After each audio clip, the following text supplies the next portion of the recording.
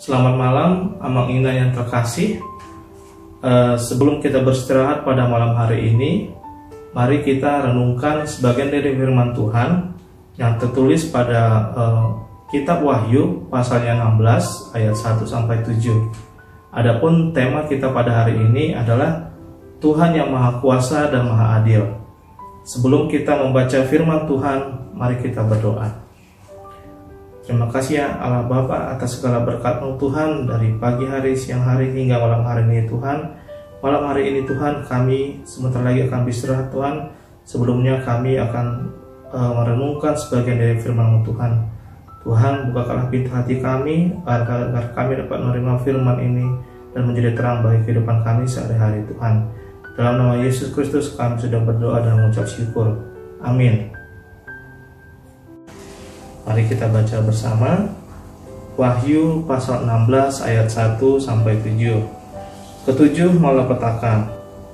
Dan aku mendengar suaranya nyaring dari dalam bait suci berkata kepada ketujuh malaikat itu, pergilah dan tumpahkanlah ketujuh cawan murka Allah itu ke atas bumi.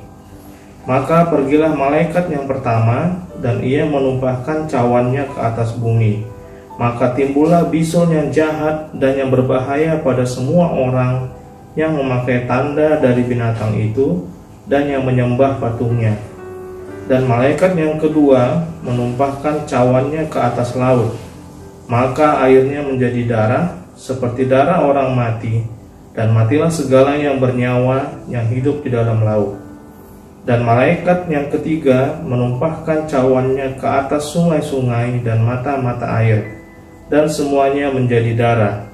Dan aku mendengar malaikat yang berkuasa atas air itu berkata, adil engkau yang ada dan yang sudah ada, engkau yang kudus yang telah menjatuhkan hukuman ini. Karena mereka telah menumpahkan darah orang-orang kudus dan para nabi. Engkau juga telah memberi mereka minum darah, hal itu wajar bagi mereka. Dan aku mendengar mezbah itu berkata, ya Tuhan Allah yang Maha Kuasa, benar dan adil segala penghakiman-Mu. Demikian pembacaan firman Tuhan. Kitab Wahyu merupakan kitab apokalipsis atau revelation atau penyingkapan atau pengungkapan.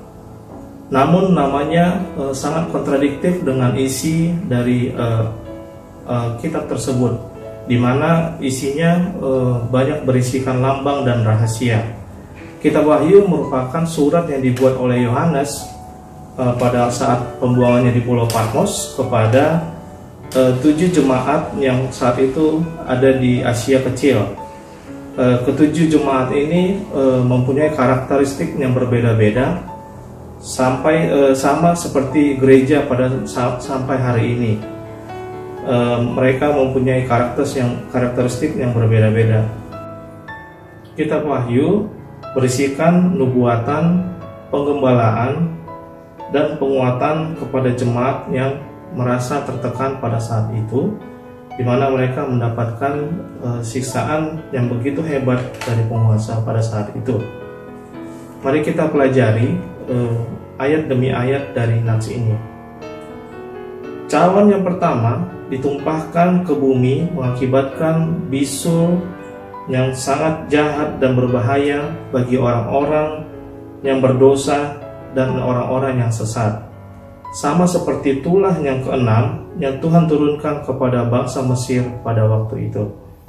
Kemudian cawan yang kedua dan ketiga yang ditumpahkan menyebabkan air laut dan air tawar menjadi darah.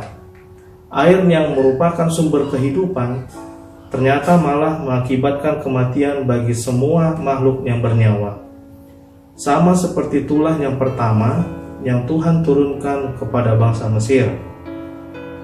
Pada ayat 5 nats ini, seorang malaikat berseru kepada Tuhan bahwa hukuman yang Tuhan jatuhkan itu adil. Ayat ke-6 dan ke-7 nats ini menguatkan hal ini. Hukuman ini dijatuhkan kepada orang-orang yang jahat, yang telah membunuh dan menumpahkan darah orang-orang yang kudus dan bahkan para nabi yang diutus Tuhan. darah ganti darah. Tuhan menghukum orang-orang yang telah menghina dan menolak para utusan Allah, bahkan membunuhnya. Nah, saudara yang dikasihi Tuhan, apa implikasi dari nats ini dalam kehidupan kita sehari-hari? Ada 3 hal penting yang bisa kita petik dari nats ini. Yang pertama, penghakiman dan murka Tuhan itu akan berlangsung dalam sekejap. Dalam kitab ini, murka Allah dituangkan melalui cawan, bukan melalui botol, sehingga isinya bisa sekejap ditumpahkan. Nah, mari kita berjaga-jaga dalam kehidupan kita sehari-hari. Jauhilah perbuatan jahat dan perbuatan dosa, karena murka dan penghakiman Allah itu bisa datang sekejap mata tanpa kita sadari. Hiduplah saleh dan patuhlah pada firman Tuhan senantiasa. Yang kedua, Tuhan Allah merupakan pribadi yang berkuasa, penuh dan maha adil. Tuhan berkuasa atas alam semesta dan isinya. Dia dapat meluluhlantakkan serta membinasakan seluruh kehidupan di bumi ini dengan kehendaknya. Contoh seperti kejadian banjir bah pada zaman Nabi Nuh. Ia juga maha adil. Tuhan memberikan berkat bagi orang-orang yang saleh, yang dengar-dengaran akan firman-Nya. Namun sebaliknya, Tuhan akan menghukum dengan keras orang-orang yang menolak firman-Nya. Dia memberikan maut kepada orang-orang yang berdosa. Hal yang ketiga yang bisa kita ambil dari nats ini adalah hiduplah optimis dan sukacita. Jika kita sebagai orang yang beriman kepada Tuhan Yesus, maka kita hidup sebagai orang-orang benar. Pribadi yang kita percayai adalah pribadi yang maha kuasa. Jika Allah di pihak kita, siapakah yang dapat melawan? Di tengah-tengah kesulitan hidup akibat pandemi ini, kita harus tetap optimis dan berpengharapan penuh akan kasih Yesus. Di balik awan gelap ini, maka pelangi kasih akan disingkapkan. Saat seperti ini, kita harus mengimani bahwa penyertaan Yesus dalam hidup kita benar adanya. Tuhan yang Maha Adil akan memberikan sukacita yang melimpah sebagai upah kesetiaan kita. Kiranya nats ini menguatkan kita dalam menjalani kehidupan kita sehari-hari.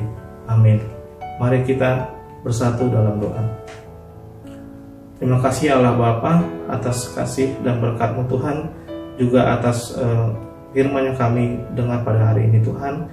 Kiranya Tuhan mengirimkan Roh Kudus bagi hati kami masing-masing, sehingga firman yang kami telah dengar dapat termateraikan dalam kehidupan kami sehari-hari Tuhan.